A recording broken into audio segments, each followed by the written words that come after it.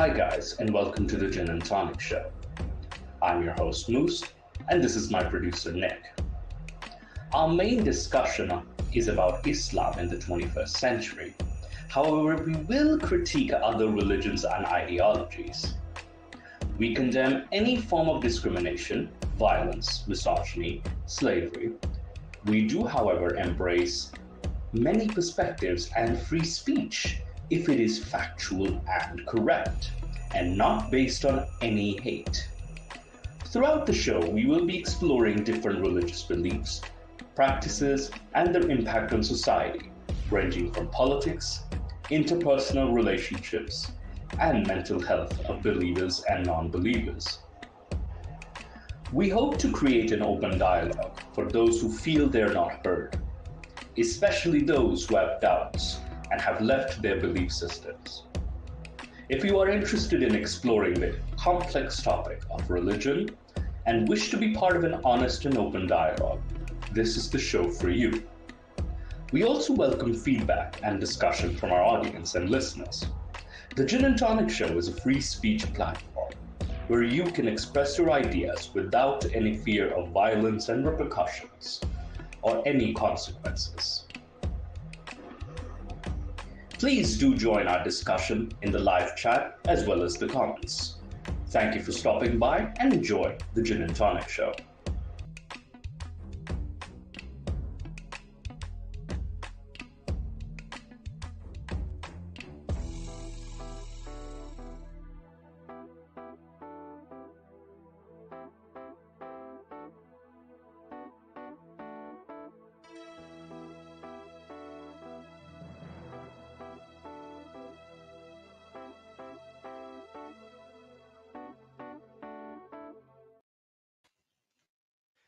Hello, everyone. Welcome to the Gin and Tonic Show.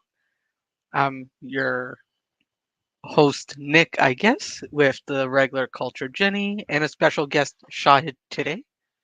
Today is the 2 year anniversary of when Moose and I took over this show as hosts, and since then, we've been having a lot of interesting discussions, having a lot of people and such. So I thought I was gonna celebrate the show and anniversary today.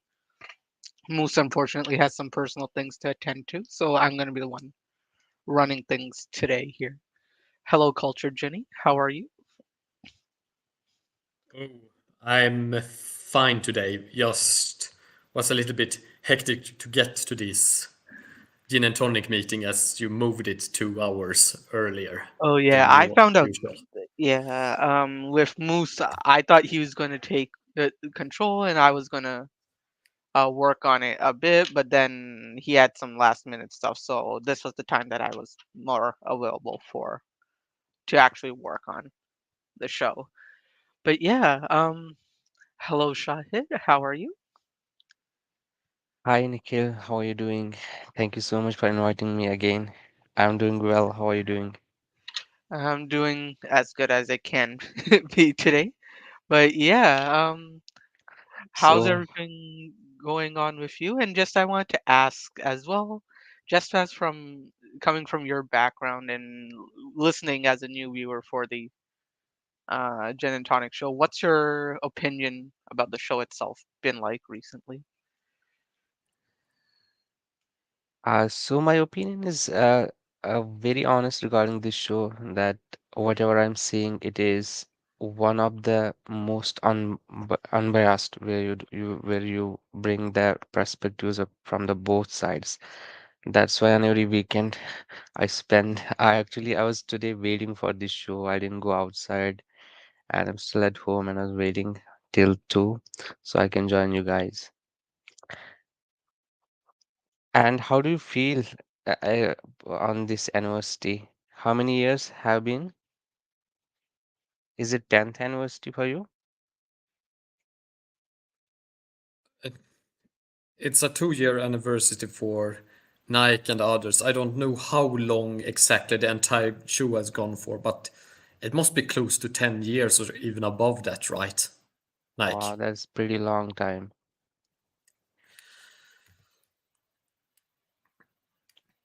Though Well, it has so though it yeah. has had its up and downs and various reforms and different hosts throughout that period. Oh, I see.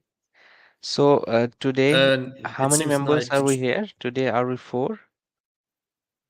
I don't know how many are here today, but Nike seemed to drop out for some reason. But Yeah, so I don't see Nikhil here, right? no, neither do I. I don't know why. It seems that That's he why I was dropped. confused at words. I will just give him a quick message, maybe because of some technical reason. Yeah. Is he back?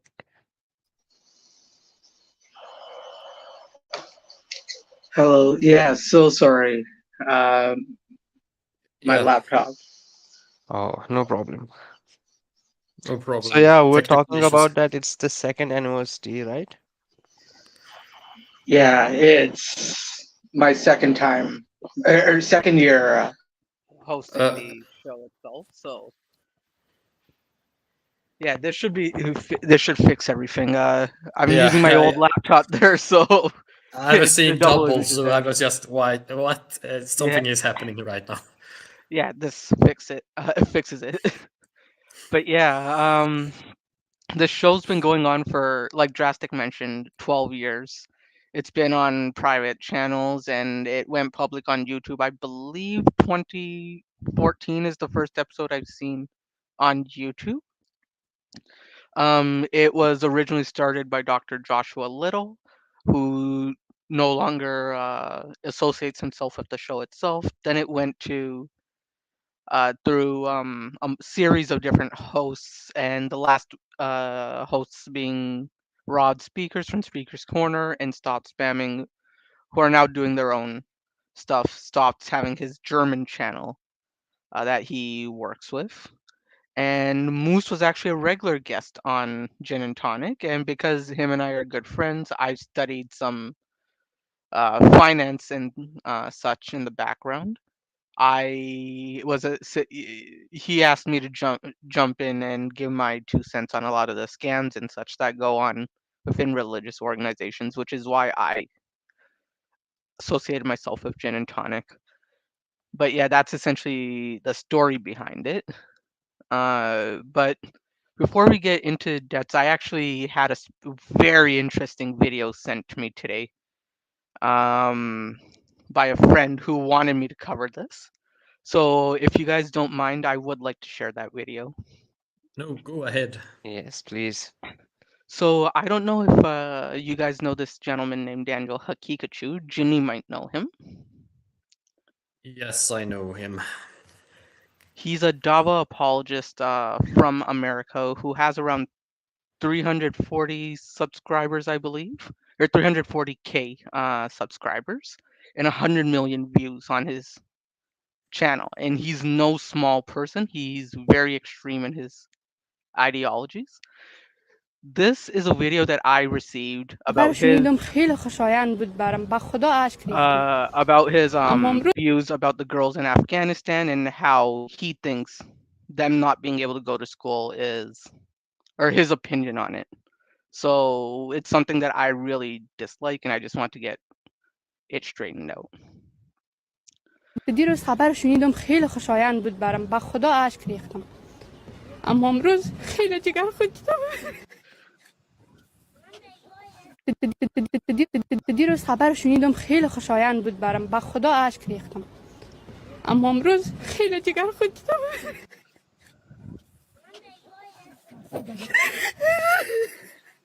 Oh no, I can't go to school. Oh.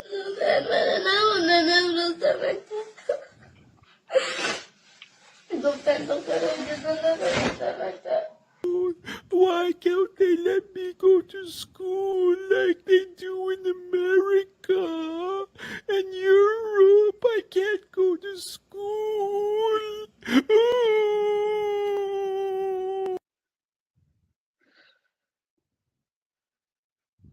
For me, this is extremely wild that someone who represents a faith can be so sympathetic towards a terrorist organization which oppresses girls from being able to go to school. And My view is just that, this kind of performance that Hakikachu is doing here is more playing to a certain crowd. I mean, I actually just think it's sad, quite honestly. I The entire would thing with the girls too, but it's just, the way you're acting here, like, it's childish the way he's just mocking it.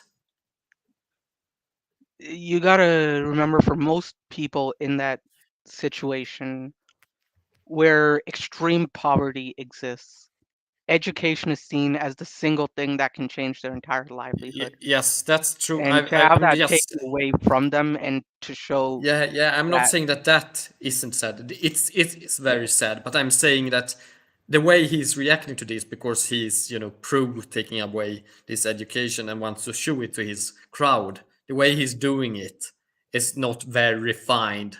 It's very childish in the way he mocks it. I would say that because I wouldn't assume any reasonable atheist or Christian or whichever not would be subscribing to his channel there. It would be Yeah. I'm just extremist. saying that he. I'm It saying would that be he is. extremist, right? So more so the Yes. message I'm trying to bring is the amount of barbaric savages that subscribe to his channel allow this kind of stuff to be spread and allow YouTube to pay him money for it, especially in a Yes. Western audience, is very surprising and shocking to me that he's not getting any legal punishments for this kind of I mean, it's action. what he did there wasn't, particularly illegal, nor should it be. But because I don't think that being bad mannered like that should be punished. Rather, what I do think it shows is that he is doing these sort of acts in order to play to a certain crowd, in order to placate them. I also think that the way he's doing it in that kind of childish way that is exaggerated is more to attract this sort of crowd and actually get favors from them and get, support either Yeah. through Patreon or YouTube or the like, rather than any genuine feeling, because it seems kind of artificial doing that. I would actually like to ask as well, Shahid, if you want to mention, Khadija was a businesswoman and highly successful one as well. She helped Khadija, yes. she helped Prophet Muhammad in his early conquests as well financially. Before it was a sustainable. No, actually, that I was think before. That was before the Hijra. before She the died. She died before. Yeah, she right died before. very early actually. Yeah, yes. But in And, terms of yeah, at least like the terms of holding But- woman holding in terms of responsibility in that era, it was yeah, education was valued. So I wouldn't see why people like Daniel will be using it as again, yeah. I think you are over kind of like thinking that these people always think rationally and always connect to the scripture. A lot of these groups are just regularly reactionary people that just would find any excuse to act out like that, and just also they also want to be edgy, so they get drawn to this kind of stuff as well. because it shows a kind of tribal edginess that they are attracted to. But my question being, he's not. Daniel isn't any ordinary person, right? So because he has 100 million people viewing his videos and 300,000 subscribers plus, isn't he supposed to be held to a higher standard where if he is being an edgelord of this extent, there should be some sort of responsibility on him to be audited in how he represents this?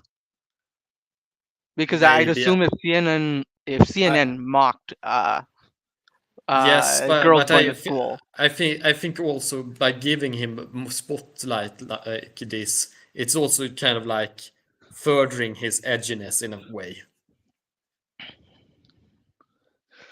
Shahid, what would you say is your opinion on this? I know I overspoke here. Yeah, so I would say it's very unfortunate. If we let's not talk about the Islamic ethics and morality. If Yeah. we if we stand on the basic human morality and ethics, it's terrible that.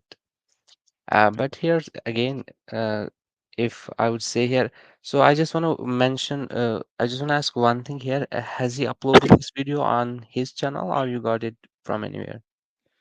So he has a private Patreon. So it was originally on his YouTube, but then YouTube took it down. But in his private platforms, like his Telegram group and such, he re-uploaded it. That's very terrible. I would personally think it's an injustice to all the females in my life if I don't say something about that kind of topic, or at least against it. But let's move to a lighter topic here. I'm sure Moose would have had some stuff to say about that too, so that's why just want to bring that up. But yeah, Shahid, I know that we're here more to discuss with Ginny and myself about the history of the show and any questions that we might have. So I know you have some questions there if you want to start. Yes, we can start with you. When is Moose joining us? Unfortunately, I believe he's in Niagara. I think he's out. So I don't know if So he'll be able to come back and join. so we are today with three, and Yeah, then yeah, I can start with you sure, and give me a few moments. for sure.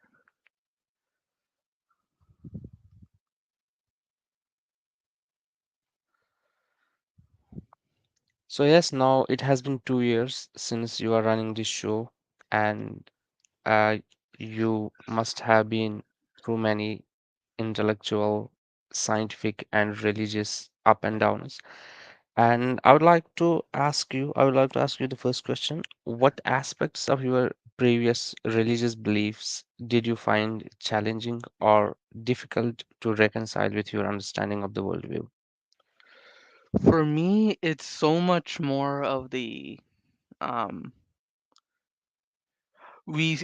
for us we see a lot of the science and such that's going on now, but when you have very fundamentalist religion followers, for example, if you look at the story of Adam and how the humanity was generated from two people, Adam and Eve, whereas we have huge amounts of fossils and such. I believe the last collection that number of collections we have is close to 50,000 humanoid fossils showing the evolution of humanoid species to get to Homo sapiens, which directly counters the religious scriptures in many areas about how humans originated.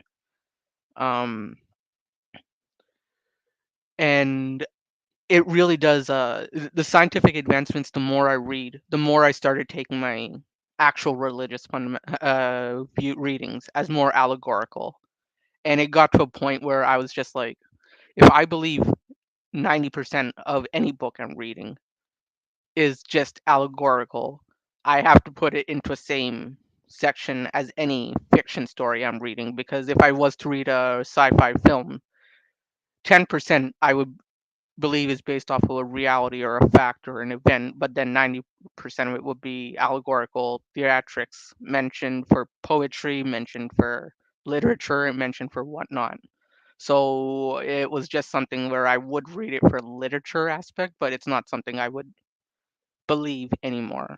And to a point, if you're a pharmacist who has to study drugs becoming resistant to bacteria through the process of evolution, but then you wouldn't believe in evolution theory as a fact the way the evidence shows because your literary book written by people 2000 years ago who didn't understand germ theory or evolutionary biology, it doesn't make sense to me, and I would think that that's a hypocrisy on that scientist or pharmacist part there, and it felt dishonest for me as well. Well, yeah. Uh, so you were basically born in a Hindu family, if I'm not wrong. So my parents have a very mixed background. My mom having the background from the Nawabs in Hyderabad, from that background, and my father being from a Brahmin family.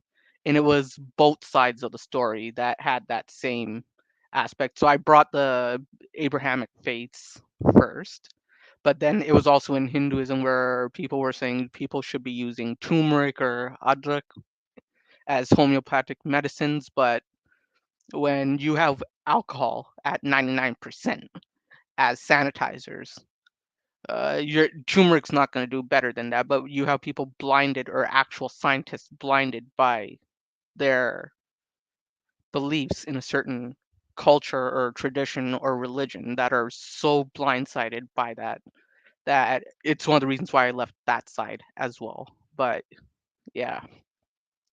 So when you were a child, what you were taught about I would say the beginning of the humanity, how it started when you were 5, 6 years old. When our parents tell us that how it started, because there are some fundamental questions which comes in our mind when we reach to an age where we start thinking about the things around us, and that time these questions come to in our mind that what are these things around me and what am I doing here? So when you got these kind of the questions, these kind of the existential questions, what were the answers given to you by your parents at that time? My dad comes from a geology background, and he said that he has his beliefs on how the universe was created. But at any point, if there is a solid a solid scientific theory that disproves him, he's willing to follow that evidence.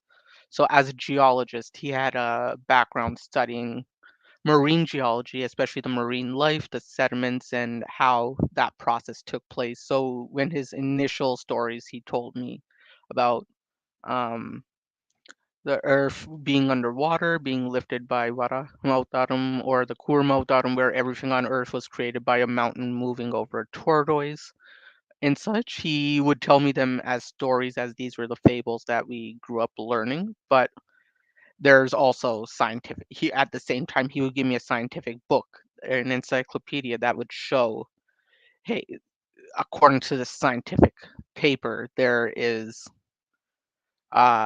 was a time when the Earth was a core. We don't know where the water came from. It might have been from an asteroid or condensation or other kinds of organic matter, which we're still researching. But the ones in the water, we had a pool of the organic compounds which started making the RNA and growing. In this kind of encyclopedia work, he actually introduced me very early on.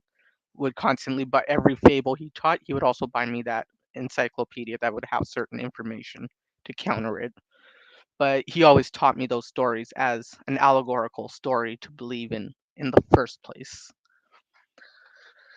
So at that time, did you believe these things, what your father was telling you at the time, or after that you started questioning that as well? That now I know that I was told this. Now let's explore its authenticity and how these things were derived. It And was second question with yeah. that would be that how important do you think is for a human being to understand and to have a clarity regarding the origin of humanity? Because he himself being a human, is it important for him to know and that how he came into existence, and does it affect him? And is it's do you think? Yeah, we'll first go with that this question. For sure. So for me, until a certain age, and it was more so a kid believing Superman's outside or something, because that's essentially what the fables and such are, right? You read about Hanuman being the virtuous, super strong being who lifted a mountain to save Lord Ram, which is a story we hear, and you believe that the same way you believe Superman hit a villain being so righteous. But after a certain point, you get to I believe it's a maturity level that you just, if you still believe that Superman exists the same way Hanuman exists without a solid um, physical or archaeological evidence to show, it gets very for lack of a better term, immature in a sense. So it was more so of a gradual kind of thing of just hearing those rather than believing them as real, but slowly growing into they're more of a fables kind of thing. Oh, yeah, that's understandable. So, I would go to our second question. How did your understanding of science and reason contribute to your perspective on religious beliefs? For me, uh, I have a science, engineering, and finance kind of perspective, and it was more so I believe Richard Dawkins had this quote in his discussion with Mehdi Hassan, I believe, at the Oxford Union, where he starts asking. He mentions that if at a certain point, if you're not allowed to ask more if you're not able to ask inquiries or questions about a certain topic, and it's more so you have to believe this because someone said so, rather than there's a test that you can study to show this result or an experiment to do this. Um, that's where it changes. So, for example, when I was in physics class, I would ask, why did Galileo think certain something happened? Like, why did Galileo come up with that acceleration there? They're using that experiment with the bowling ball and feather in a vacuum. How would he know? The answer wasn't, why are you questioning Galileo? It's the word of Galileo. The answer was, here's a video of that experiment in a vacuum, and using said instruments, we can measure this falling. And when I look at my finance side and I see an actual business, and I ask them, how are you making money on this? I'm interested in learning about your business. Can you show me your accounts to see how it's set up? A legitimate business will show me their balance statements and such to show me why they're a good investment. Whereas a scam business, in order to hide, they won't be as open about it.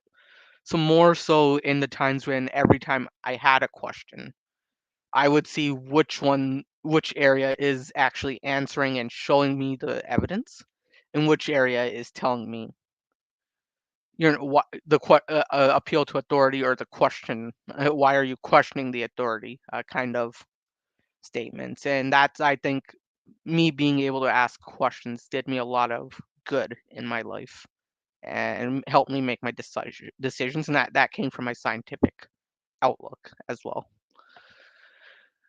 So, do you think the religion refrains you from questioning the logical things or the things which are based on the reasoning? And do you think there is contradiction between religious beliefs, religious narrative, and science and logic? This question would be for both of you. You can give your opinion, and Ginny can give his opinion as well. For me, I would say there is a statement, there is a point where, for example, let me take Moses. There was a study done in the University of Tel Aviv, I believe, where they mentioned that the symptoms of what Moses saw when he saw the angel Gabriel with near a burning bush, it was quite possible it might have been some hallucinogenic leaves there that were burning, and inhaling that smoke would have caused some hallucinations, which is quite similar to what people who take those kind of medications or drugs or mental enhancers see in terms of their vision or in that high. Um, and when he was publishing that statement, I would have to search for them up, but there's a lot of statements saying this person is blaspheming against the prophet Moses, and it was a very it didn't go too well for them. Whereas if someone brings a new scientific theory, there's an entire scientific process of peer reviewing that person and asking the right questions, producing that experiment, and the entire base of science is built on changing your theory and facts if new evidence is provided with the correct questions there. Ginny, do you have anything to add to that? Yeah, so before that, I would just want to add one thing here. For sure. When you're talking about that, it seems like these are the people who stop you on questioning the religion or reason. But I'm seeing that do religion in itself refrain humanity from asking these logical questions when we study the pure religion without the mixing of the interpretations from human beings. So, like if the example which you gave, it seems that the humanity, the human beings, their understanding of the religion can be different. They're stopping us from questioning the religion. But do religion itself really refrain us from asking these logical questions? I would say Uh, that's where the blasphemy comes in, right? Because the fact that blasphemy exists, but it's not clear as to what that standard of blasphemy is. So everyone can make their standard of what blasphemy is, and any sort of question can count as that, no matter what the religion is. But So yeah, yeah, but I think at the time that that issue would be with the people who are speaking. Uh, is it issue with the religion in real?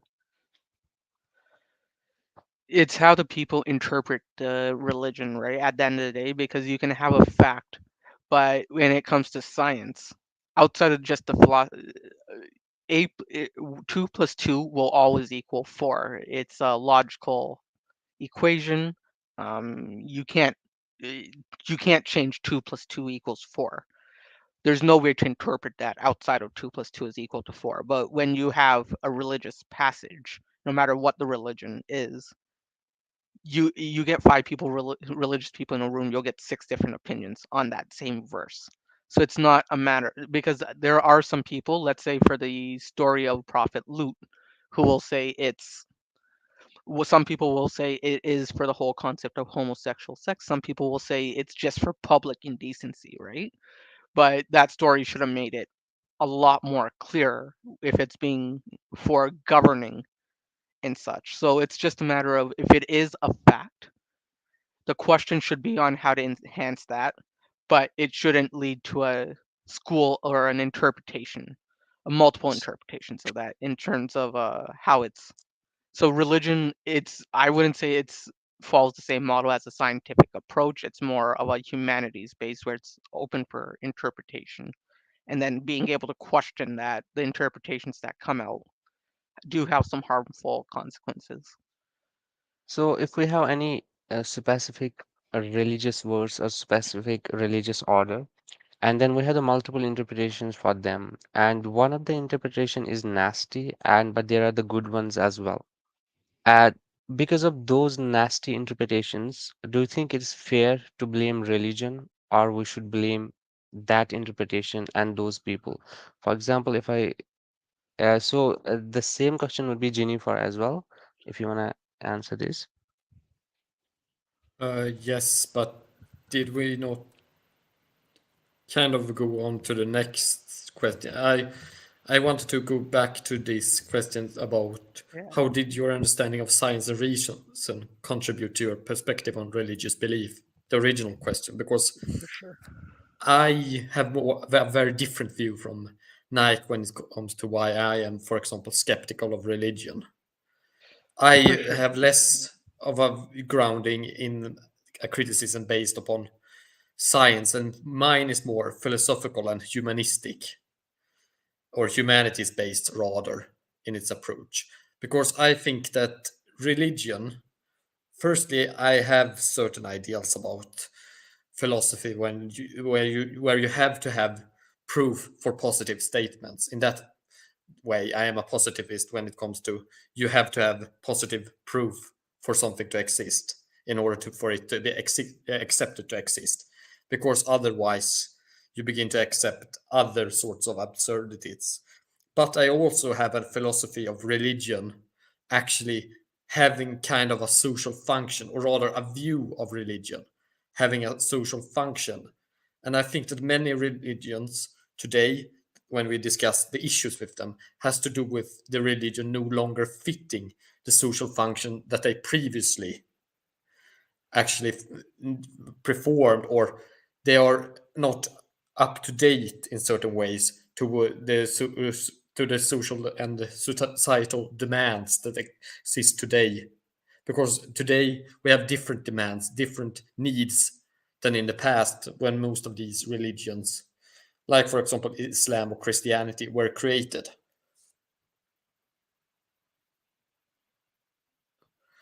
So my criticism, or my discussion rather, of religion is more from that perspective.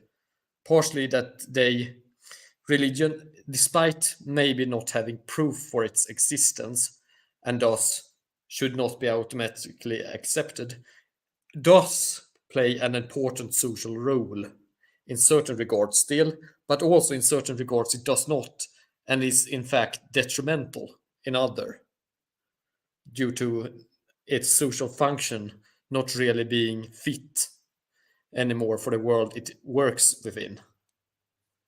Am I making Well, sense? Is it clear that's what I'm meaning? yeah, that's really amazing. And Nikhil, do you have any opinion on that?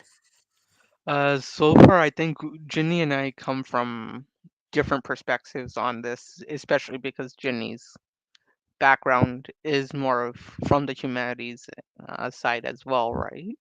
Yeah, well, but So, that's the beauty yeah, of this show, that you get to see different perspectives. That's why I like to come here always.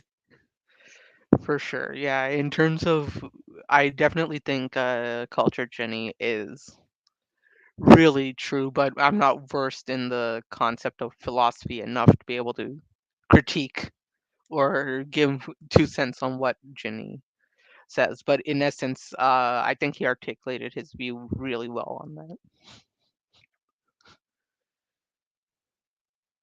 But yeah, on that second part of the question, if Culture Ginny, if you want to give your point as well. What was the second part of the question? Can you Yeah, so please repeat? second part of the question was that if there is any specific religious order, specific religious verse, and then we have the multiple interpretations for that, and there is a one group who has a nasty interpretation for that, and because of that, they do the bad things. But in the same time, there exists is the good interpretations as well. And because of that nasty interpretation, and because of that bad things done by one group, is it fair to blame the religion, or should we blame those group and that interpretation?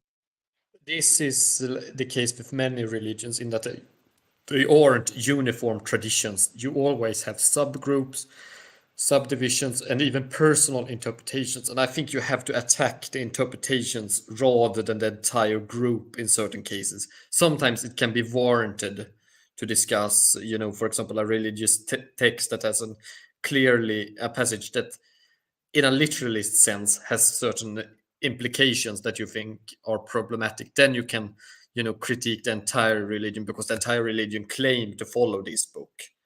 But Um, if it is a matter where it's pretty unclear about the interpretation and you have two sides, then I think it's much better for you to actually treat the different groups as being different groups. And you have to, generally it's actually better to do that, even if it is considered a clear text. Generally, it is better to say, all right, you're different groups, and I have to treat you differently, as far as it is practically possible to do so. because eventually you get to a point with too many individual interpretations that it no longer becomes possible to make an interpretation or an analysis if you divide it too much.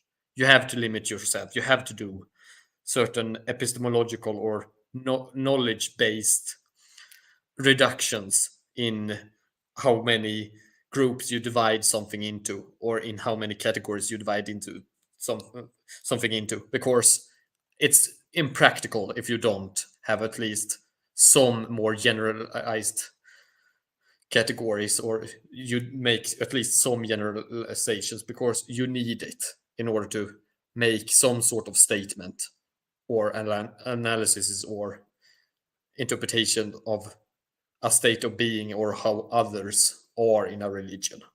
So you do have certain factors working against each other here. You have a need for generalization, and you have a need to actually be specific, because there is a multitude, a multitude of views, there is a multitude of interpretations, and there is a multitude of groups. So you have to be also differentiate them, but you also have to do some generalizations, because if you do this too much with talking about very specific views in every case, then you might get too far and you might actually not be able to say anything general. But on the other hand, making too broad generalizations are bad too. So it's it's from a case to case basis how much you need to in certain cases with regards to scripture or in other sorts of traditions associated with a religion. Well, yeah, that's the thing. I also believe in that way. Sometimes what happens, like if any specific group does some bad things and it associates its actions to the religion, and if we start targeting the whole religion, when we are targeting whole religion, we're actually there are billions of the people and the millions of the people who are associated with that and who do not agree with that interpretation. And at the time, we're blaming them as well, which they are not saying. Uh, like it's an if we take an example in the real life, if we blame the whole thing because of one specific thing, it's a harm for no one else except for us. If we take an example of the Japan, they were bombed in 1940s. At the time, if they had blamed science that because of the science we were bombed, it could have harmed just them because they could not have been advanced. They could not have these kind of the advancements in the science and technology which they have currently. At the time, they blamed the people who did that, but they emphasized its science, the beauties of it. It could be the one thing some people derived from the science because of that harm was caused to Japan. I think the similar way, uh, if any specific group gives any opinion, we should explicitly mention them and criticize them. What do you think, Nikhil, about it? Yeah, and I think that's a very there is a fine like a blurry line there, because depending on who you ask, like you mentioned, I'm sure 95% of people who follow a religion, let's take Islam for an example, just they wake up in the morning, they do their prayer, they go to work, they come home, they'll beat their kid for not doing his homework, and they'll go to sleep. I think that's 95% of people, just Yeah, that's what that's they what want to I'm do. saying. When we just, Um, if but yeah, if when you we were to take an interpretation of, let's say, one person on who the good uh, who the good follower is, they'll this person who just wants to live his life will go to hell for not being a good follower of the religion. For example, a Gnostic in Hinduism who doesn't follow the full pujas, he's never done a prayer in his life because he can't afford to buy all the ingredients to perform that. He's going to hell. But some warrior who led a war and killed 20 people because he did the puja or ritual before, he's going to heaven because of it, according to certain views. So it is a very blurry line as to who's the judge of that, on who's a good religious follower and who's not. And it's just a matter of you got to do what helps you get peace. Religion shouldn't be about you judging others. It should be about you bettering yourself there. And a lot of people miss that. Left. absolutely. So, yeah, you beautifully explained these things. Now we'll move to the third question.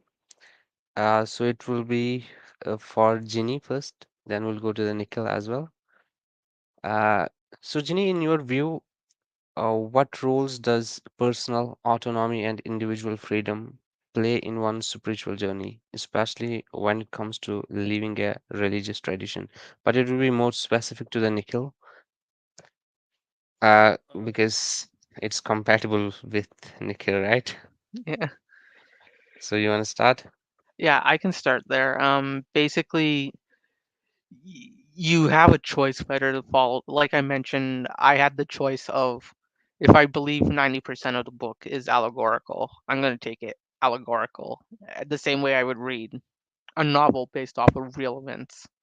So, um, that's where I have the free will to determine based off the evidence I have. I have a book that says one thing with no archaeological evidence, and I have actual bones that where we can do genetic testing, archaeological testing, evolutionary biology can do testing, chemists can do testing, geologists, multiple people who have quantifiable evidence. I got to make a tough choice here, and I chose one side, and I have the free will to do it so. But people who follow a certain scripture, no matter that scripture, if they say how they have free will, but they're unable to take a path that shows them the correct way, that free will doesn't exist. Um, Might I put in my 2 cents here? Yeah. Because have a very different view on this that differs from Nike. First, I would actually say that I don't believe in free will as an existence. I think that we actually live in a deterministic universe, but that is kind of like that's a larger meta discussion. But I actually do think that what we call autonomy and individual freedom is more of a result of cultural aspects and historical factors having made you into an individual that makes a decision. And I do think that a lot of religious changes that happen throughout, a man's life or a person's life or in society has more to do with larger societal and historical trajectories and factors that change, and thus religion change with it. I I am of the opinion that religion, as I mentioned before, is more formed by history and culture than it is that history and culture is formed by religion. Though the opposite also happens. There is a strong interaction here between both of them. But I do think that a lot of the things that makes a people or a person change religion has to do with social factors and historical factors around them and how they respond to this due to a myriad of factors, some which we can't probably control, some which we can maybe look into or maybe not see due to various, why a man or a woman makes a choice with regards to something is an extremely complex process. Do certain factors play a bigger role than others, of course? And I think we focus too much on individuals when we discuss religion, and too little upon society and upon how society forms the religious discourse or forms the transformation of religion and also the leaving and also forces the leaving of religion. It is not about individuals. I mean, religion in its original name also comes from Latin religare, to bind people, implying a plurality or society. And the word cultus, which is cult, also is the foundational root word for culture, which is something shared between people. So this idea that religion is only a matter about individuals, I think is a very modern idea that comes with the Enlightenment, and the Enlightenment comes due to various social and historical reasons in Europe that developed the Enlightenment and then exported it throughout the world.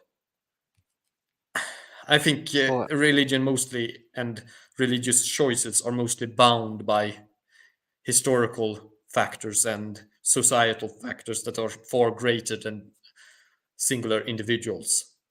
And even when we do have singular individuals that change religion greatly, like, for example, Jesus or Mohammed, it is usually in a context where the greater society allowed it, or they managed to fit a very good niche in that society, and thus they succeeded due to the great form of greater society or the greater context around them.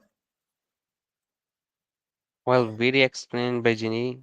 So I also believe that humanity has a limited free will because we're bound by physical laws.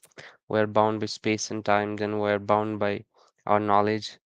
For example, without any help, we can just jump maybe few meters. If we are just willing to jump too far, we cannot.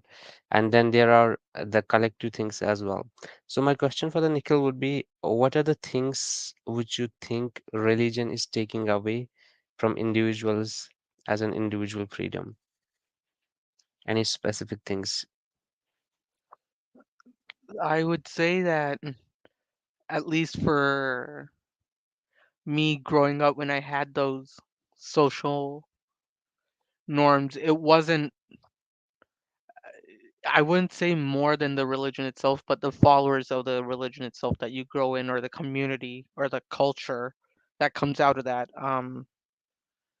can change the outcomes of a person's life if that wasn't there. For example, I grew up in a Canadian culture, but having that parents who had a Eastern culture raised me based off of their religions, I was not able to fully equip myself with what might have changed my experiences or what I wanted to do in a very Canadian or North American kind of activity here. So it's, for me, it's more so of, if you're having it in terms of your region, the culture or religion is developed for you to succeed in that region there for those activities. But if it becomes a blinder for when, at this moment when humans are at their most mobile, I can go to Norway, I can go to India, I can go to South Africa, I can go to Australia, all different regions, all different cultures, different continents, and do different, and essentially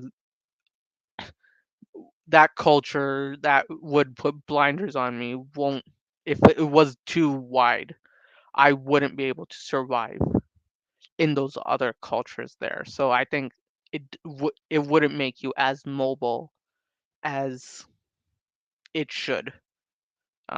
It makes you a bit more rigid, in my opinion. Yeah, Ginny, do you have absolutely. That this is an unfortunate thing that sometimes uh, these cultural things it reaches, for example, like if there is any belief or something, and when that exists in a society for a long time, and many things gets accumulated around it, and then it creates a perspective where it takes the human liberty away from humans. It has been very vivid in the entire human history. So, Nikhil, as you were born in uh, I think in Asia, and then you came here, right, Yeah, so I to came North here when I was America. 2, At yeah. what age did you come here? When I was 2. Oh, you were very young, so Yeah. I was thinking that you might have stayed there for the 7, 8 years, Oh, and then you came here. I go there quite regularly, 6 months at a time, just for work, and then also growing up, I went to school in India as well for a couple of years too. So I'm versed with the culture and growing up there as well, because half my time, even though I'm a Canadian citizen, some of the educational times, some of the long-term time, 6 months in a year and such. I was raised there. Uh, so Nikhil, you would be having the friends obviously in India as well, Yeah. who are from religious backgrounds and who are bound by the religious perspectives and the family around them. What do you think are the things which you have here, which you are able to do, and which they are not privileged to enjoy uh, in the field of the personal freedom and liberty? I would say it's I can give one example here. So a person that I know, so unfortunately I can't give her name or details or the relation she Yeah, would yeah, have no, with me not to on the mention. show, Yeah, just but that's why I they, didn't yeah, mention but your yeah, country. yeah. Very So, but general. yeah, but in a general sense, because she's with me and because she's here, I know she went to some of the top programs in that city, in that state, in that country, and she's able to go work. She worked for the ever since she started going to school, putting in that effort and to getting those accolades for her life. And at no point would I or a culture tell her that she is supposed to be rigid in one sort of norms. The moment she has that relationship with me, she's supposed to stop all her accolades and focus on something completely different that she different than what she worked for. Um, Whereas if I see here, it's more of her choice. In the culture here, I think a couple of decades before the Eastern countries adopted this mentality, it was already running here, where there were women who were able to who were still able to work in a nuclear family. They were able to help pay the bills. They were able to take their jobs and help their part in the family itself. Whereas if you were to go to the Eastern countries, I have friends there who, the moment they got into their relationships there, they had to, they were expected by their families and culture to give all their efforts up, because whether they're a girl or a boy, if they get into a nice college, finish their degree, and get a year or two of work experience, it's the same amount of effort. Yet one person's expected to give that up for their family, yet the other person is not. And if it's solely based off of a cultural practice for that, it's something that gets in the way. And there's other things. For example, I don't know if you know the bindi. It's a red dot that woman would have to put in on their brow ridge or on the top of the head. I would hear comments on family members. What kind? You're not a woman. It's shameful for you to go out without a bindi. And if they tie their hair into a bun as opposed to a ponytail or whatnot, braids, it's considered quite sinful and they're seen less. And you can be wearing a sari that shows off a lot of skin, but you're considered traditional. But the moment you wear a full sleeve button up blouse and pants, you're seen as a very, um, how would you say, derogatory woman there. And nowadays it's changing there as well, but no credit to cultural practices there, but more so it's giving them that freedom to be able to do that. Where, for example, that dressing thing, you can be more modestly dressed with a nice pant and button up blouse as a woman than if you're wearing a sari that shows a lot more skin, but you'll still be considered slightly derogatory in the way that you dress. So that would be something that I've seen as well. And do you have any comments on it, Jenny? No, I have not much to add since I'm not that familiar with the cultural context here. No, but I'm saying that do you think the culture you come from and currently you are residing here, do you have any privileges over your friends who are still there in the field of the personal liberty? If you would like to answer. Was that aimed to me? Yes. Yeah. So I think a better way to phrase the question would be, what freedoms do you have not following the religion, as opposed to someone who would be from a cultural context?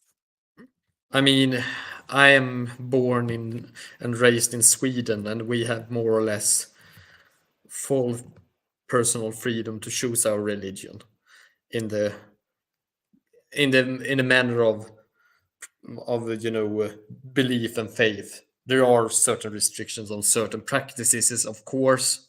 You can't break the law and excuse it by saying that you follow a religion or something like that. But generally in Sweden you have freedom of religion, so I am pretty much free to have whatever religion I want or follow whatever religion I want.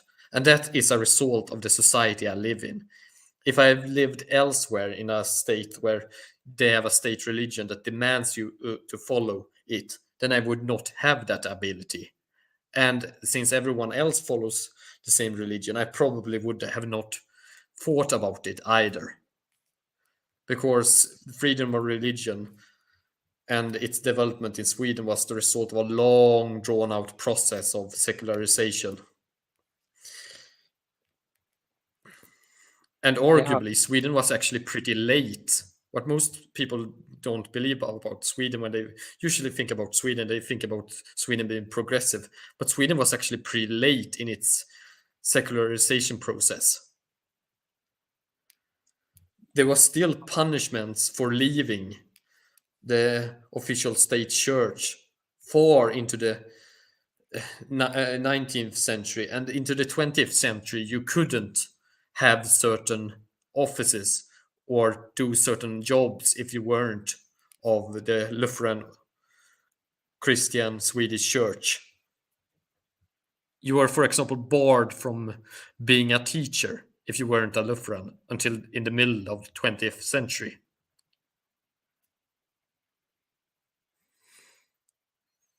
yeah. So these things, I think, differ from country to country. Like when Nikhil was speaking about the India, but mostly there are the things which legally are not prohibited, but if you are doing that, people will see you in a different way, in a derogative way, or like they will exclude you from themselves. And that's one thing. Am I right, Nikhil? Like there are some things which the Yeah. Indian law doesn't uh, like it doesn't force you to do some things, but there is that cultural taboo that if you're doing that, you are a bad guy, right? Yeah. In essence, because if it was India by name is a secular country, but it doesn't have that secular values. And a lot of people have a misconception of what secularism is. Secularism isn't anti-religion by any means. Secularism is, you don't use um, Religion in public religion in for law. for law. You can practice your religion in public in secularism, but but your religion shouldn't determine uh, the laws that you make. So if you're in Canada, you're not your laws shouldn't be made based off of um, be Religious made off orders, of I think. Christian or Hindu laws, or based off of Islamic law there. So, Ginny, you are from Sweden, and Nikhil was telling me that you have spent a good amount of time in studying history. And my question would be, what specific aspects of history inspired you to dedicate your academic career to study of history? I have got this since I got these questions in advance. I just wanted to point out that I'm still not. I've still not achieved a doctorate degree. I'm still doing pre-doc work. So, but I'm still within, and I do aim to climb the academic ladder. So I'm still kind of like just on the absolute bottom rung or an aspirant in the career. Just wanted to clarify that. But generally, when it comes to what specific aspects of Islamic theology or history that inspired me to dedicate my academic career to the study of history, I would say that it was actually the aspects that in Islam that concerns itself with law and power relations, and especially with practical matters like trade, land usage law, and laws related to controlling rulership or management. Because for me, as I view religion as a societal tool, or rather as something that has a social function in order to make a society function, I was more interested in how Islam is less as a system of religion and more as a practical social system to organize society. And and I wanted to go back into history to view this, going back into Abbasid history, where most of the theology is developed, and also my general interest in the Middle East contributed here as well, and also the fact that I can speak Arabic and a lot of other things contributed to my interest here. But that it's the aspect of the practical side of Islam as a system of laws, as a system of social organization, that has really drawn my interest and made me fascinated in seeing such a different civilization from my own in many regards. But certainly there are also similarities. We do have certain universal things, as we all belong to humanity and all humans have certain specific needs. It's just different ways of achieving the fulfillment of those needs on a societal level that I find interesting. Well, that's really interesting. So when studying history, and there comes some cultural sensitivities and religious sensitivities. So how do you navigate the balance between approaching, especially Islamic studies academically, and respecting the religious and cultural sensitivities which are associated with it? I'm sure that you would have encountered these kind of the things in your career while studying Yeah, history. this is something that you encounter a lot. Though it depends, of course, upon the subject you're currently researching. Certain issues and matters that are very important aren't actually that controversial, and vice versa. But I would say my first approach is that my first objective is to reach knowledge and be as objectfully or truthfully as I can be in trying to describe something or analyze something when it comes to analyzing some sort of thing in Islam or in Arabic history.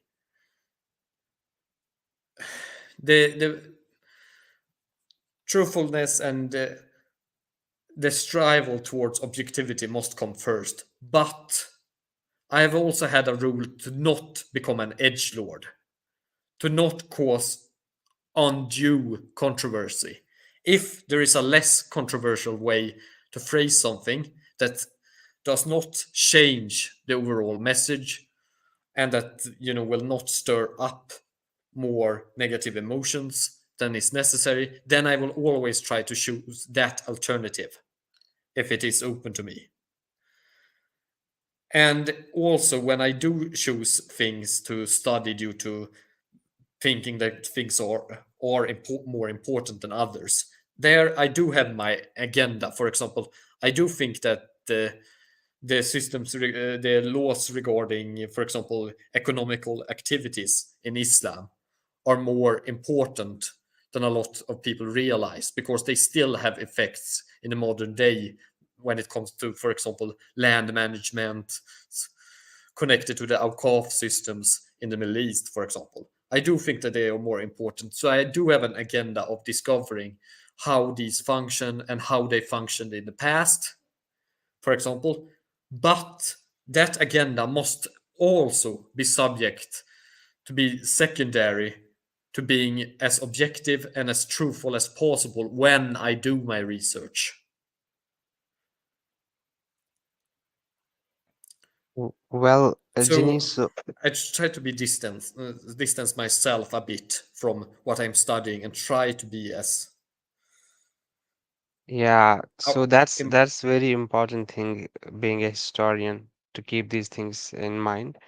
So when you are studying history, and sometimes, as you mentioned, there are the economic things or the land management, which Islam provided at the time. Sometimes there are the things, unique things, with the culture or with the religion or with a specific geographical region, who introduced some great things to the humanity. Do you think sometimes they are miscredited? For example, if we take an example of the land management or something, the laws which were pioneered in some culture, but currently they are not being credited with that. Do you find these things in history? uh, I mean, I do. There is a lot of theologians that developed it. Though, for example, and you could also make arguments that the systems that Islam developed were also partially reformed previous systems that had been used before. Especially, I have argued somewhat that there are some similarities between, for example, the land management systems that existed in the old Ethiopic Aksumite Empire and the system of the Alqaf that developed in the Abbasid during the Abbasid Caliphate period. That there are similarities between them, and that there might be some sort of borrowing or shared cultural link that created similar systems there. But I would Yeah. say that when it comes to individuals that develop it, I would point towards first the first people to really speak about land management were the four great imams of the four great madhabs. You know, Hanafi, Shafi, Maliki, Shafi'i, Hanafi, Hanbali, Hanbali. yeah, the Hanbal, those persons, the founders there, and their immediate students. And you also have this link that that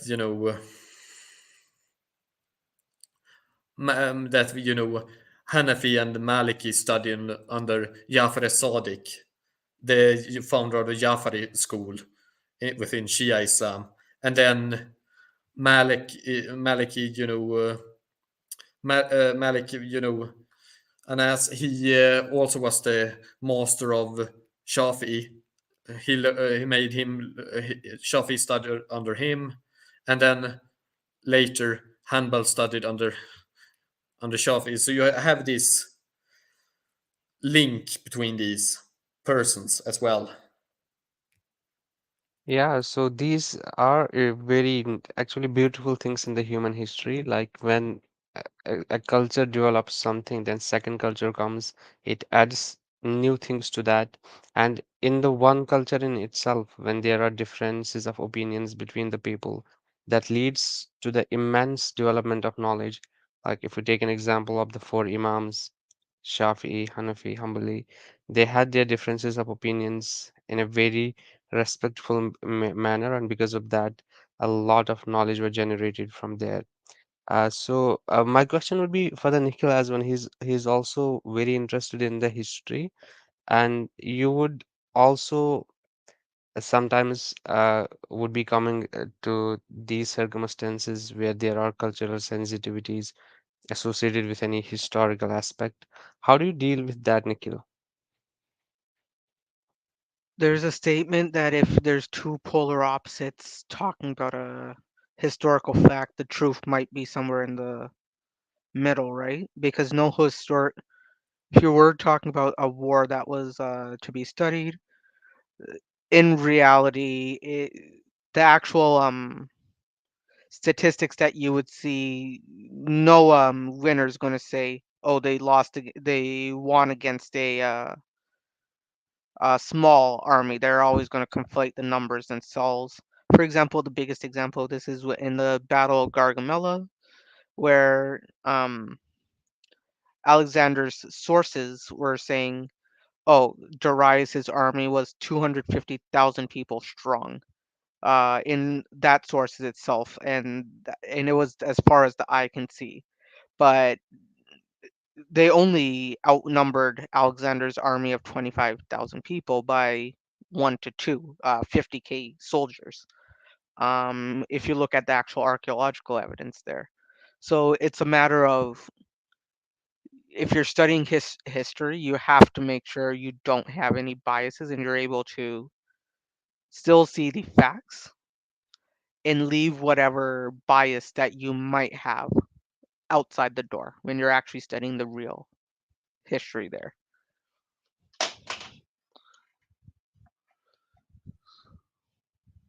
Do you have any comments on that, Jenny? I kind of agree. It's just that my field of history is less battles and less counter narratives against each other and more about the development of ideals and law. Oh, so you are Which, more focused on that part of the history where there was the development of the law and jurisprudence and these things, right? And are you yes, focusing on the Islamic culture or in general? on especially on the developments that happened during the Abbasid period. Oh, so during the Abbasid period, so these will be those jurisprudences, like Yes, the the Imam Abu traditions of Hanif, fiqh that or developed by, traditions of the fiqh. So you study that. yeah, and and it is especially Shafi and Abu Hanifa and their followers have focused upon, not so much Oh, Ahmed ibn Hanbal and his followers, or the Maliki school. okay. So So, mostly the Hanafi school and Shafi schools and their discussions back and forth, because there are a lot of very interesting differences that develop here and actually get even more refined over the centuries, and comes to a heel, or rather comes to a point where it actually begins to become a outright conflict between them very much later during the Seljuk times, but especially during the Ottoman times, where you begin to see conflicts outright between the Shafi and the Hanafi school, especially with concerning the rule of the rulership, the introduction of Maturidism, which is Aqidah theology that is added to Hanafi interpretations of Islam. And you also have discussions about land usage rights and who is responsible for them. That also takes a lot of my focus, but it comes to a very much a boiling point later, and even outright violence in the Ottoman Empire much later. But you do already have early developments that are similar to it during the Abbasid period. so when you are studying this jurisprudence, do you sometimes encounter like these scholars unanimously agree on something, or which is not aligning with the world of with the uh, currently accepted global laws or the universally accepted moral laws? Is Yeah, there? I mean that happens, but I'm also very averse from actually judging the people of the past. I can judge people that live today and do mistakes, but I'm very adverse to judge people that lived for over a millennia ago about what they thought and what they had for views, because we can say that it's not appropriate today, but it's not really good to blame them for having lived in that circumstance. Yeah, it If you makes get, sense completely. Like there were circumstances were different. Like for example, if we take an example of the slavery existed. So some of the scholars were giving their opinions on them. But when they were giving their opinions, they were trying to they were trying to give more rights to the slaves. Sometimes they are being criticized. Why did they accept slavery at that time? But it doesn't seem possible at the time to contradict it at once because it was a huge institution. All right. So you would It have, was. yeah. So do you have any example of like that where something in the modern world is completely considered as illegitimate, but those things existed during that times and scholars had to give their opinions about that. I mean, we have slavery, we have intergenerational debts, the idea that you are responsible for what your, forefathers agreed upon. That is something that, at least in the Western world, it's still the case in other parts of the world, that you are responsible as a family rather than as an individual. You have blood payments for the slaying of family members, because the Fiqh traditions that developed were developed in a context of clans and of tribes. So if one member of a family killed another member, it wasn't just about the individual justice of punishing the killer. It was about preventing greater clan conflict.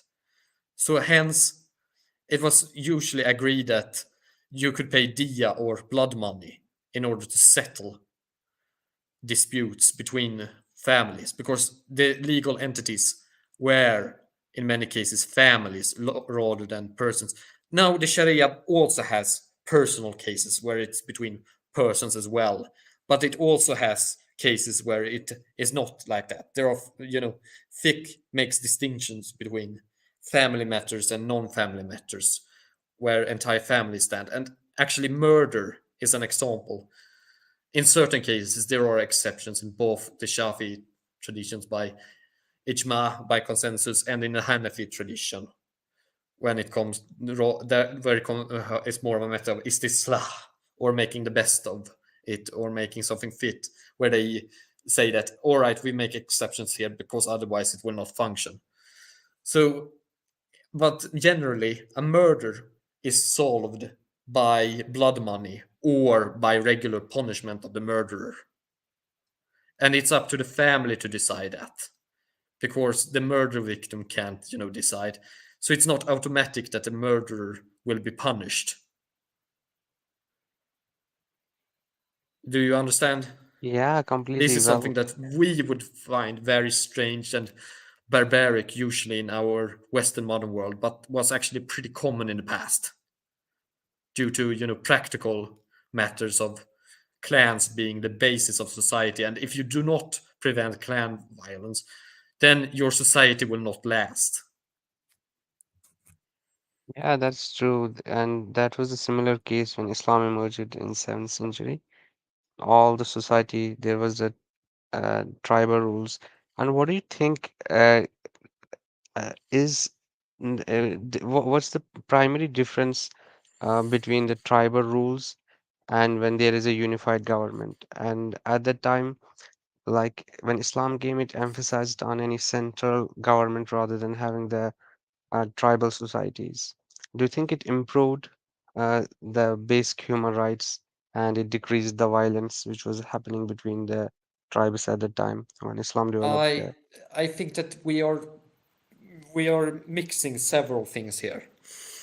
First, human rights is a new concept that is developed in the Western world several, almost a millennia later. What I would say is, rather what is happening is that you are limiting violence more, and you are strengthening the centralized state in certain regards. In certain regards, you're actually limiting it also. You're weakening it in other regards. But you are structuring society so it becomes much more predictable and less chaotic. This is true. Because now you're actually beginning to create, with the fiqh traditions, you're beginning to create a common law, or at least traditions of common law that applies to all of society. So now you at least have something that people agree upon should be strived towards. It has a strong legitimacy in that sense. Even if it is not in practice always applied correctly, there is at least now a standard that is culturally shared. So that was an important step. But you also have, issues in that certain matters of these rules, especially when it comes to the rulership and when it comes to certain, traditions of land usage rights and such, that they do cause later issues of fragmentation because the locus of control becomes more regionalized. It isn't that and it also solidifies certain clan thinking because by being a law designed for a clan society, you also kind of create the conditions for clan society to remain, even if you do create the conditions to manage it that weren't there before. Because when you, for example, give the power of the family to decide if a murder of a family member should be punished or should not be punished, then you also give the power to the family to decide in murder matters over individuals. In a way that if you had a law that just said any murderer, regardless of his clan or the like, should be punished, regardless if his relatives say that they do not want to punish the murderer. Well, You understand? yeah, that's really nice to hear your opinions about it. Do you have any comments on it, Nikhil? I think Jenny actually articulated it really well in terms of that historical context there. So, Ginny, what advice would you give to individuals who want to deepen their understanding of history, both from academic perspective and as a means of fostering intercultural dialogue? I would recommend them to read a lot and read a lot of different sources from different perspectives. Do not limit yourself to just one perspective. Also read a lot of the original sources, or at least translations of them, if they are available, if you can't read in Arabic. Because I think it's important to read a lot. And it is important that when you do this, don't be judgmental on these sources. Try rather to understand how they fought and what was the priority of their society and how other people think. Do not just assume that people are like you, because people are very different in how they think, in how they view the world. And it's important to be aware of this when you study other cultures and civilizations. Do you have any comments on it, Nikhil? Do you? More so, it's just to reiterate the point of it has to be, when you're studying, very unbiased, and don't start off with the view that it's true, but more so start off with the view that you need to understand what the perspective is in the actual topic. And It's not even the biased part, because you can have biased sources. I'm just saying that you should also read country sources if they are available, be aware of potential bias, but also try to it isn't just about if they are truthful or not. It's also about judging as things as right or wrong when you read it. Try to be you can judge it after you have read and analyzed it. But before you do that, try to just read it and do not press moral judgment on it immediately. Just try to understand how they think, what they think is good, what they think is not good, before you say this is good or this is bad. We are very quick to judge in our current society because the internet favors quick reactions to certain things. But I think sometimes it's better to just take it a bit slow and read through and try to understand before we press judgment. One example I'd like to give for that is I don't know, but for Alexander the Great, in the Greek texts he's called Alexander the Great, but in the Persian text he's called Sikandar the Accursed. Um, so just as a example or metaphor for what Jenny is saying, that depending on what text you're reading, the view of that same event or same person might be completely different. Yeah, that's But it's completely also true. important here to not take, partisan view and say this one immediately. You can do analysis during this about this, but it's important that we do not really judge the Persians for being so harsh or judge the other side for being so glorifying of Alexander. Rather, just state that these have these biases, these have these biases, and thus these have these tendencies is where we can trust one, we can trust the other.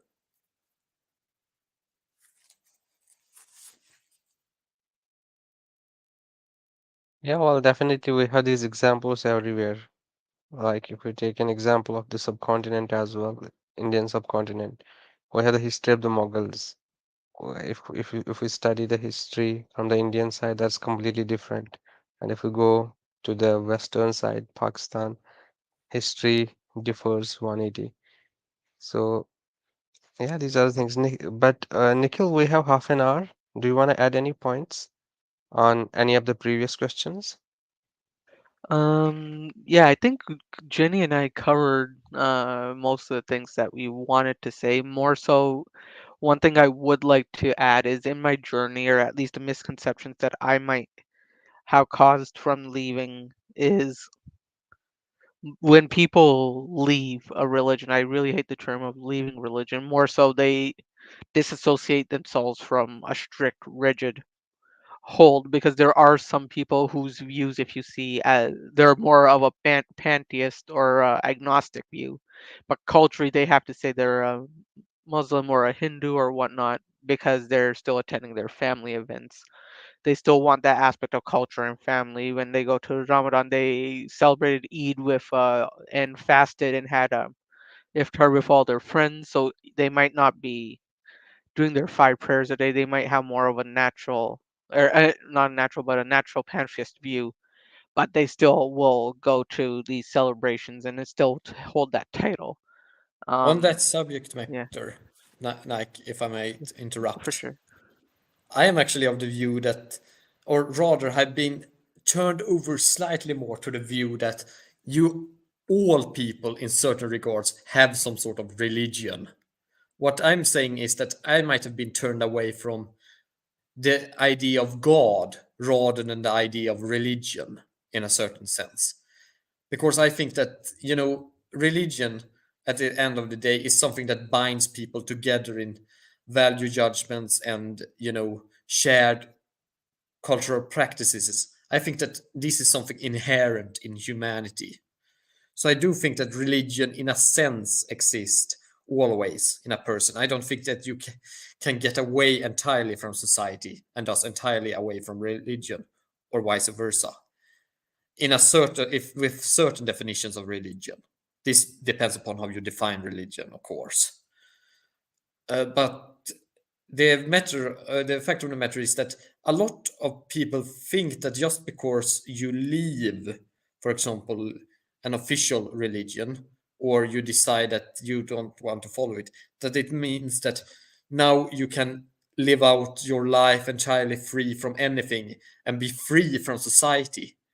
Actually, I would say that that's often a mistaken view of how it works. You will, as a social human being, as a being that is a product of society, always be connected to society, because you, as a human being, is not only a product of society, but you also have a need to be in a society. At least if you're a normal human being, there are probably hermits and the like that probably want to live away from society, but most people need to be in society. And in order to be in society, you might need to have some sort of, connectedness, or being connected to greater society in some way, with some sort of shared cultural practices and some sort of shared cultural ideas, which binds you together, just like religion is religare, to bind together. But that does not mean that you have to believe in God specifically or Yeah, gods. for sure. And yeah, Culture Gen, thank you for yeah, I think you summarized my point as well. But Yeah, Shahid, so I actually have basically, some yeah, go questions ahead. for you as well, if you don't mind. Yeah, So I know that you talk with me and Ginny, and I'm what you would consider a non-believer. So how does your religious identity impact your interactions here in the Western world with people of different faiths or non-believers? And how do you approach, what would you say is your approach to conversations about religion with those who do hold the different views? so I think there is very big misconception whenever I interacted with the people. They have very misconception. That's not regarding the non-believer and the kafir, the definition of the kafir in Islam. Some people think that non-believer is kafir, but as far as I learned Islam, that doesn't mean that. Uh, Technically, the kafir means a person who understands something, then because of his personal interests or because of his arrogance, he rejects the truth. That's called a kafir. Yeah, And a because non the kafir comes from kafara, to cover up. cover up, yeah, And cover up the uh, truth. and you also have this, you actually have the same root in Hebrew, where it's used for a term for, I think it's copper or copper or something like that, where it's used for someone that has left the faith, Yeah, like a absolutely. Jewish, apostate, where it's used for that because they knew the truth. And you also have the same root actually used in ancient Akkadian texts as well, from Mesopotamia, for someone that has left the faith. Though they use the root kapara rather than kathara, because Arabic lacks the p sound, so the p sound has become an f sound from in comparison to these older Semitic languages. And you have similar descriptions there, where it is covering up because you are supposed to know that this is the true religion. Yeah, that's the thing. Like, there are two things which are used in the Quran. When Quran speaks about kafir, some people think that it's speaking about all the non-believers of Islam, but that's not the case.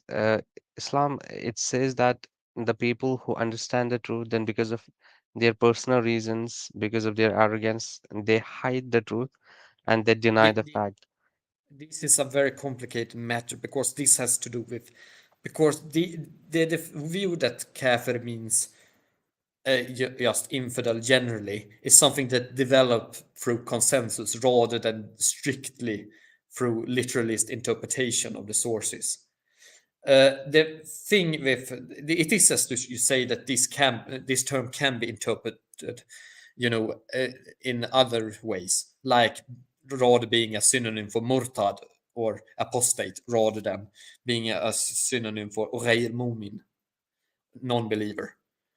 Yeah, that's And true. that, And there are interpretations in Islam as well who interpret kafir as all non-believers. But yeah, there's yeah, yeah. there I are, said that, yeah, and and but that at the same, do you yeah, know go how ahead. they argue that? Do you know how they argue that? Because it is, because they, or those that argue that it's all unbelievers argue that due to the fact that they work from the ideology, or rather the theology of the fitra, of the natural disposition towards Islam, as their argument for this. They say Yeah, every person is born a Muslim, but it is his parents and society that make him else. And thus, you already know that Islam is the truth. So, thus, when you do not follow Islam, you deny it. You deny your nature. And thus is why they use the term kafir, and they thus say that all unbelievers are those kafirs, because they are actually predisposed towards Islam, but they reject it. Yeah, that's Yeah. completely true. And I would like to add here a few things for that. Sure. So there are interpretations who say that all the non-believers, we have one comment here. I have been in and out while the show has been on. Do we have any comment on YouTube, Nikhil? Uh, we have this comment where Yeah, so it's they're written. asking if you're a Sunni Muslim as well. They're asking for your background. Of mine? Yeah, Yeah. Yeah, I was born in a Sunni Muslim. yeah, yeah. It's a general question Definitely, as there well. Yeah. exists the interpretations who say that all the non-Muslims they are kafir. The reason for that is when Islam has its own society and its own government, and at that time there was they had to create a rule because there are specific rulings were for the people who were Muslims, and there were specific rulings which were for the non-Muslims. So at the time they had to categorize Muslims and the non-Muslims on some particular basis. But when I'm talking about like there are interpretations, I'm talking about the one school of thought that's called the Farahi school of thought in Islam. How they look at this word kafir is they say that the kafir is the person who understands something that's true, then he leaves it, he rejects it. And then they talk about the people, most of the non-believers, uh, who do not genuinely believe that Islam is true. And Farahi school of thought says that according to the Quranic interpretation, they give that those are not kafir. Those are non-believers. We cannot make any judgment about them. Their issue is with them and the God, because He knows what is in their heart. We can explicitly say the things which are about the kafir if we really know that any person understands the truth, then because of his arrogance or his personal interests, he rejects that. So I all whenever I interact with any non-Muslim, I keep this thing in my mind that he is a non-Muslim. He is not a kafir. So when you are a non-Muslim, even the Farahi school of thought mentions there that if you are in that realm where you are researching, where you are genuine to your intellect, where you are genuine to the research, at that time they give an example of the Ibrahim alayhi Islam. Oh, sorry, I think I got muted. So there is one verse in Surah Al Imran which speaks. It's actually in many places where it speaks about Ibrahim alayhi Islam that when he was young, he once saw the moon and he thought that he might be God. But when sun came and then he saw that sun is bigger than moon, it might be God. But when that set as well, he said he cannot be God. So so the thing is, Ibrahim said these things, but in the meantime, Islam's Quran says that Ibrahim was never mushrik. He never did shirk in his life. That means when he was doing that, he was true to his intellect, true to his. He was trying to understand the true things. At that time, whatever state he was in, he was not considered mushrik or kafir. So they give this interpretation that if anyone is really researching and he is open to true, like if he understands that this message is true, he accepts that without any arrogance or anything, and we cannot give any judgment for him or we cannot call him as a kafir. So I keep this thing in my mind whenever I interact with people, and I think the majority of the people who live in the world who are not Muslims, I consider them into this category. Like, I cannot give any judgment about them. The matter is between them and God. If they have any excuse, like they were truly trying to research and truly try to understand this world, this creation, but the reality was not revealed or was not unveiled for them, I think I believe as a Muslim, they might be Jannati. They might be the people whom we call the successful after this life. So there is a Um, big misconception that only you can go to the heaven if you are a Muslim, if you are born in yeah. Muslim family, or if you have the Muslim name. That's completely wrong. I don't believe that. Yeah, Shahid, there's a I actually question looked here up as this well. Farahi school. It seems to have been actually founded by this Hamiduddin Farahi, who Yes, in turn was actually a student of Shibil Nomani. And he in turn actually was an Hanafi Maturidi uh, Yeah. so scholar. Actually, also studied in Turkey. yeah, he studied in Turkey. Then he had one more student, Amin Hassan Islahi. Then his student Javed Ahmed Ghamidi, he's currently active here in North America. He's currently living in yeah, Dallas, US, and he has an organization that's called Al Muarid Amic, and they have one branch in Canada in Mississauga as well. So they're very active here. Yeah, someone has question here. How do you determine if someone genuinely does not believe in Allah or is lying about non-believing? So that's not our job to do. Whoever says by their word that they are Muslim, we have to consider them as Muslims. And whoever says that I am non-Muslim, they have to we have to consider them what they say. These judgments are left. Uh, we leave them under Allah, and He knows that what they are doing. And the reason for that is uh, why there was the need to distinguish between Muslims and non-Muslims. That was because of the Islamic society. At the time, they had different rulings. Like there was the zakah. If you are Muslim, you had to pay zakat, and if you are non-Muslim, you do not have to pay zakat. At the time, you may You be were paying paying a jizya or something, jizya. Allah, yeah, You had to something pay the different. jizya. Yeah, so at the time they had to identify that who will pay zakah, who will pay jizya. And they made this argument that whoever says that I am Muslim and he will be paying the rules of the Islam will be applied on him. And whoever says that I am non-Muslim and the rulings of the jizya will be applied on him. And says if anyone feels in his heart that he's not really believing in Islam, but he says I'm Muslim, we have to believe he's a Muslim, and you cannot take jizya from him, you can take zakah from him. And the thing, you can leave that for the judgment, the day of the judgment. Um, I think we're closing up on the 2 hour mark as well. Um, one last question we'll take from Drastic here. Would you be willing to live in an Islamic law today or in a caliphate?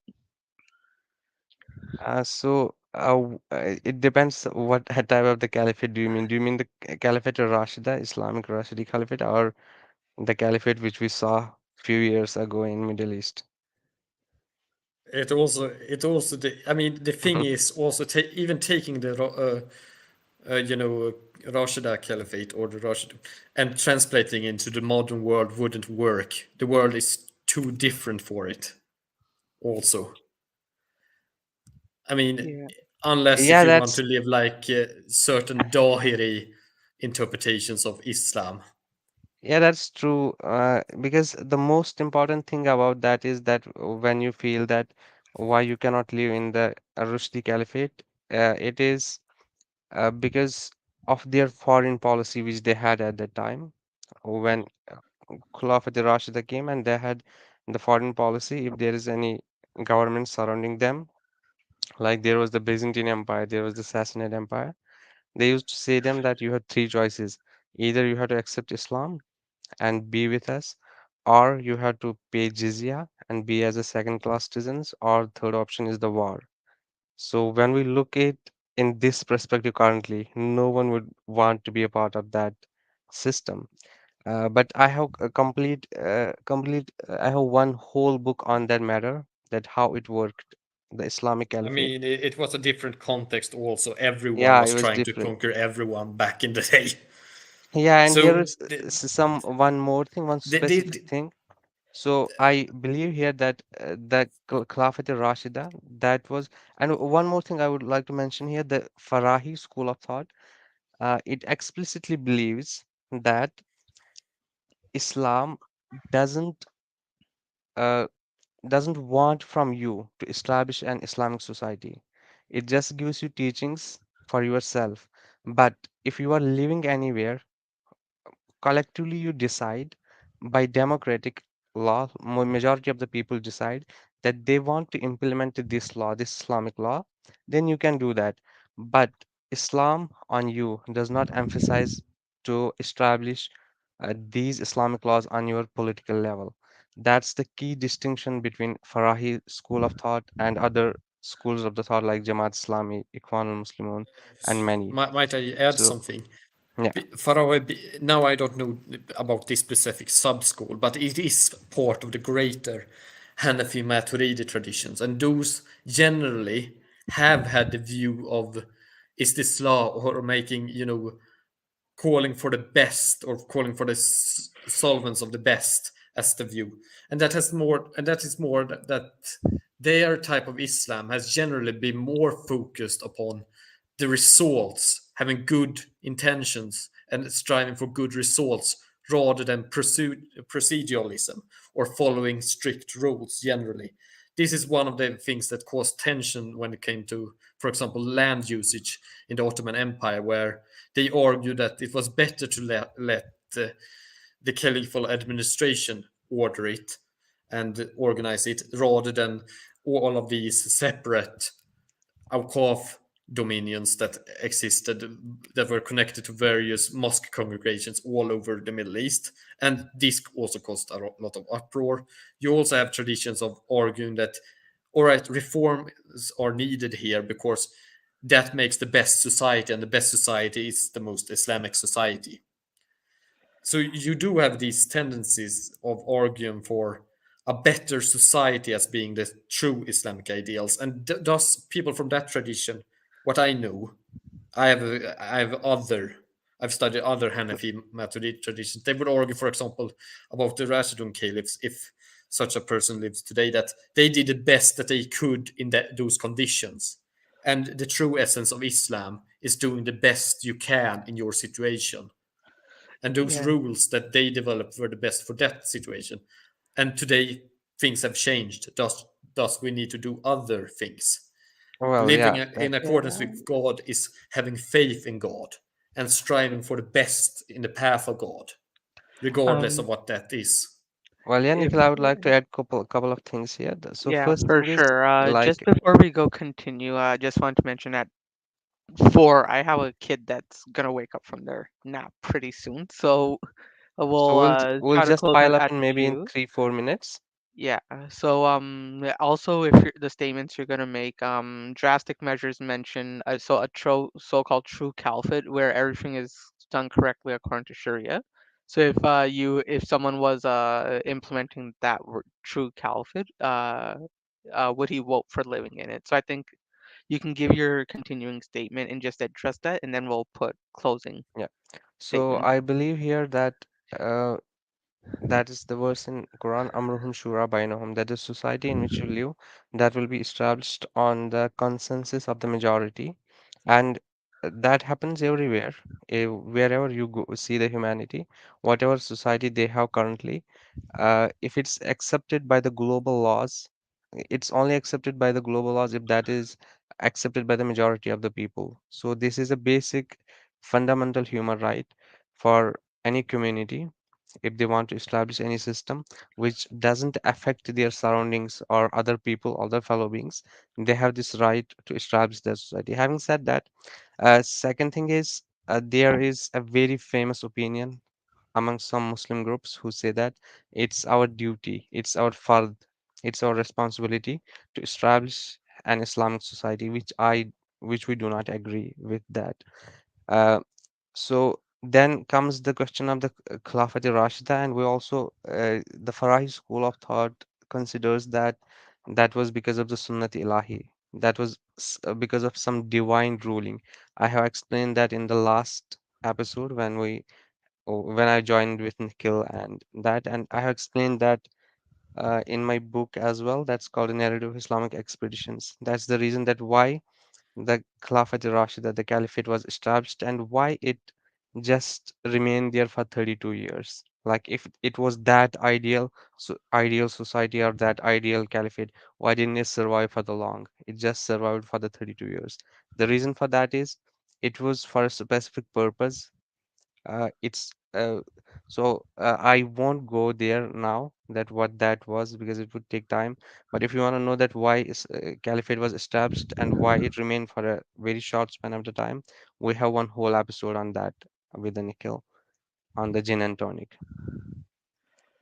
For Yeah, sure. so I would like to conclude here. I think we are out of time. We just had 2 minutes. If anyone wants to add any comment. I think we can go into closings there, but yeah, Culture Jenny, if you want to make a closing statement. I just wanted to add that you really have to be careful in how when you say caliphate drastic, because certain Muslims just mean caliphate and the Rashidun as a generally good place to live, and they do not fancy living in a medieval society it brought to modern times. Some do.